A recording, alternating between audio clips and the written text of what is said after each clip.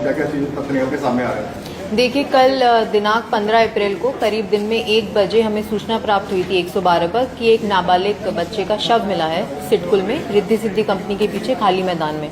हमारी पुलिस बल जब मौके पर पहुंची तो पाया गया कि वहां पर जो बच्चा था और उसके परिवारजन पहले से मौजूद थे, जिनके द्वारा उसकी शिनाख्त की गई अंकित गंगवार के रूप में, जिसकी उम्र 15 वर्ष है और जो आज़ाद नगर ट्रांजिट कैंप क्षेत्र का निवासी है।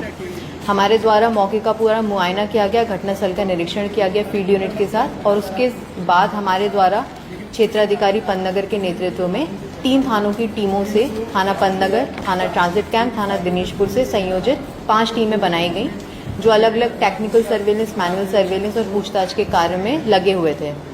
इनके द्वारा जब सीसीटीवी फुटेजेस का अवलोकन किया गया तो इनके द्वारा पाया गया कि जो मृतक था बच्चा अंकित गंगवार, वो अपने पिताजी के साथ सुबह स्कूल के लिए निकला था, लेकिन स्कूल को ना छोड़ते हुए उसके पिता जो थे देवीदत्त गंगवार, वह उसे घटनास्थल की ओर ले गए। जब हमारे द्वारा बयानों में भिन्नता पाई गई और सीसीटीवी फुटेजेस के अवलोकन पर भी जब संदेह पैदा हुआ तो उनके मृतक के पिता देवीदत्त गंगवार को हमारे द्वारा थाना में विस्तृत पूछताछ के लिए लाया गया, और विस्तृत पूछताछ के दौरान और फ़ोन के जो हमारा सर्विलांस लगा हुआ था और फ़ोन के अवलोकन पर उनके द्वारा जुर्म इकबाल किया गया। उनके द्वारा ये बताया गया कि वह पिछले 4 वर्ष से थाना ट्रांजिट कैंप में आज़ाद नगर में रह रहे हैं अपने परिवार के साथ। उनकी एक पत्नी है और 2 लड़के हैं।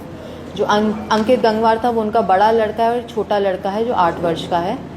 वो सिडकुल में काम करते हैं और करीब महीने के 18,000 रुपये कमाते थे। उनका ये कहना है कि जो उनका बड़ा लड़का था अंकित गंगवार, वह उनके पैसे चुरा लिया करता था और इस बात को लेकर घर में लड़ाई झगड़ा होता था और उनके द्वारा अंकित को मारा पीटा भी जाता था। इसी के क्रम में 12 तारीख को भी जब वो अपने गांव से लौटा अपनी मां के साथ अंकित यादव, तो उसके द्वारा दोबारा से 10,000 रुपये चुराए गए, उनके पिता का कहना है। और इसी बात को लेकर घटना की सुबह 15 तारीख को भी इनके घर में झगड़ा हुआ और मारपीट हुई और इनके द्वारा बेटे को मारा गया। इसके बाद इनके द्वारा योजना बनाई गई अपने बेटे की हत्या करने की, और उसी योजना के तहत इनके द्वारा उसे सुबह घर से ले जाया गया घटनास्थल पर, और वहां पर उसी की स्कूल ड्रेस की कमीज से उसका गला घोट दिया गया और उसकी हत्या कारित की गई। हत्या करने के बाद वह वापस अपने काम के लिए अपनी कंपनी गए और वहां अपने एक सहकर्मी के मोबाइल से अपने भतीजे अभिषेक को कॉल किया और यह बताया कि अंकित गंगवार तुम्हारा भाई मैदान के पीछे बेहोश अवस्था में पड़ा हुआ है। उक्त सूचना प्राप्त होने पर अभिषेक और बाकी परिवारजन भी वहां पर मौके पर पहुंचे, और जब उनको द्वारा मृतक को वहां देखा गया, उनके द्वारा पुलिस को सूचना